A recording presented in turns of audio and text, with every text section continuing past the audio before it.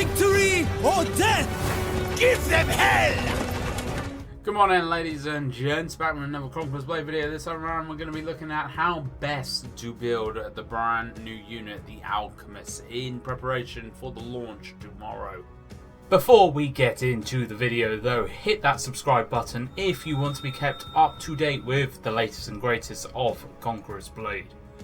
So then, Season 11 is just about to drop onto us. You may not actually be watching this video until it's already dropped because it is so soon. So 17th of March is when Season 11 for Conquerors Blade is releasing, and with it comes a whole host of new units. Now, some of you may have already seen what these units are, some of you may have read what these units are, but no one has really gone into how best to build these units. So we are going to do that today with the Alchemist, the blue star tier kind of unit coming in, which will be unlockable through unit challenges and all the rest of it, as you usually kind of do. You will not need to do so many kind of challenges for these guys because these are the blue tier unit, the 3-star unit of the season. So you need to do one page to actually get the 3-day contract, and then you need to do the second page to get the permanent contract for them. So there is not a lot of stuff you have to actually do for these gals. These are the second female unit in the game. Their leadership cost is -10. Their resupply price is -50% for the entirety of the season. So gives people a really good kind of chance to play them, learn them, and see actually if they are going to be worthwhile bringing into stuff after this season has ended. So that is how you get them. That is what they are. The Alchemists are all about healing. Making sure that you actually have them running about doing the heals and everything. It's going to change up, I personally think, how the game is going to play. They are the first dedicated healing support unit, and I personally believe that is how these girls need to be played. If you do not play them as a support healing unit, you are playing them wrong. That is as simple as I can kind of go into. Veterancy.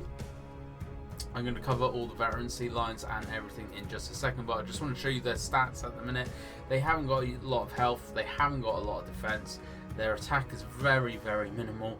These gals are just a support unit. They are not for defending places, they are not for attacking places, they are for healing the troops of which are doing those jobs. These are literally going to be behind the front line, healing stuff up, healing heroes up as well, because they have the ability to do that. And if you are making sure you are playing them that way, then you should actually, these should work out pretty well for you.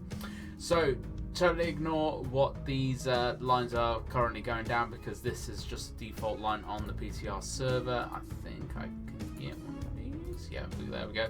So the way that I am going to play them, and the way that I would advise you to play them after exploring these lines, is by actually going down this middle line here. So go all the way down here. Forget the other two lines. The other two lines are, I personally think, a waste of time. The smoke is okay that they bring in with them, but is not their main role. Only use that as kind of a backup kind of thing to get out of there. And the top line about entering melee, they're not a melee unit. I would not bother even going down that top line, because you are just wasting their actual potential in what you could be using them for. You do have a choice, however, of which one to pick from these two middle ones. I'm just going to click on through. Sorry, my mouse is very clicky. So you can either choose Healing Hands cooldown is reduced by 10 seconds, increases Alchemist maximum health by 15% for the skill's duration. That is okay, that's alright, but personally I'm going to go for this one here, which adds 2 more personnel to the unit, because from testing this unit, even though they have an AoE range of what they can heal within, it looks like it needs at least one of these to actually run over to a specific member of a unit to actually be able to heal them. They heal very quickly, so it's not going to take them long to run around all of the units in that AoE ability. But as you only have 6 by default, that is a lot of work for 6 people if they are going to be running around in a big circle trying to heal everything.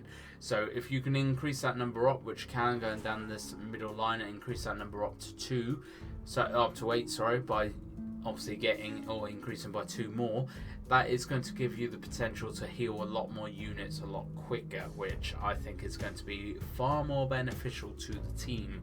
Remember, these gals are not to be used to defend something or attack something. They are used to bolster and support the advancing forces, or the defending forces that are doing that primary role.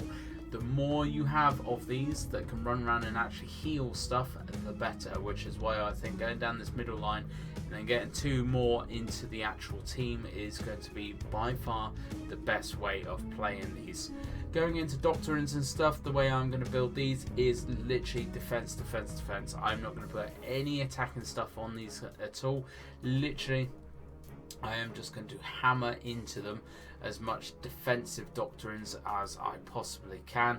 I am also going to, if I've got one spare, I can't remember if I have for real, but I'm going to be chucking sprint on to them as well as another doctrine, because I want these guys to be able to run around very quickly and actually get involved in healing as quickly as possible. But also, that sprint doctrine is very, very useful for pulling them out of somewhere very, very quickly if needed. So if you get overrun by an attacking force as defense, then you want to be able to obviously get these girls out pretty damn quickly, and that is where the sprint's going to come in quite handy as well. And I would advise you do the same. Sprint doctrine, and then the best defense doctrines that you've got that you can slap on. If you are really struggling for stuff, like genuinely, I am not personally going to even bother putting any melee stuff on these, because even though they have a knife of which they can use to attack things, it is not very powerful. It's not going to do a lot of damage against certain units. It's not going to do a lot of damage against most units, to be fair. It's just a waste of kind of their potential, really. Play heroes, play units as they are designed to be played. These are a full support unit. Play them as a full support unit and you will have a much better time with them than you would if you weren't playing them that way. Thank you very much for watching though, folks. I hope this has kind of helped you kind of understand what this unit is all about. I'm going to do exactly the same for the Banner Guards and the Chevaliers. I'm just sticking with Chevaliers. I know I keep murdering it, but that's what I'm going with. I'm going to be doing exactly the same for both of those units as well when they actually release in the next few weeks. Hit that like button, let me know your thoughts down below on Season 11, what you're expecting, or if we're there, then are you enjoying it? Thank you very much for watching, folks. Share this video around, so let's help people out, and as always, hit that sub button, and I will catch you out on the battlefield.